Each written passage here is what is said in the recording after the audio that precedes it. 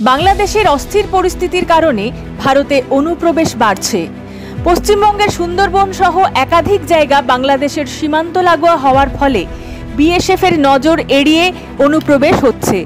এই কারণে কড়া পদক্ষেপ নেওয়ার সিদ্ধান্ত নিয়েছে বিএসএফ। অনুপ্রবেশ ঠেকানোর জন্য যেসব জায়গায় কাঁটাতারের বেড়া নেই সেই সব জায়গায় বিএসএফের পক্ষ থেকে টহলদারি বাড়ানো হয়েছে। পাশাপাশি বর্ডারে লাগানো হয়েছে অত্যাধুনিক সিসিটিভি ক্যামেরা। সিসিটিভি ক্যামেরার মাধ্যমে নজর রাখা হচ্ছে সীমান্তে, পাশাপাশি আধুনিক প্রযুক্তি ব্যবহার করা হচ্ছে। মঙ্গলবার ডায়মন্ড হারবারে বিএসএফের অনুষ্ঠানে এসে সংবাদ মাধ্যমকে এমনটাই জানালেন বিএসএফের ডিজি দিলজিৎ সিং চৌধুরী। পুরো রিपोर्ट अमृतबाजार.in। हमारा बॉर्डर बीएसएफ के द्वारा गार्ड किया जाता है और दूसरी तरफ से बीजीबी की तरफ से गार्ड किया जाता है।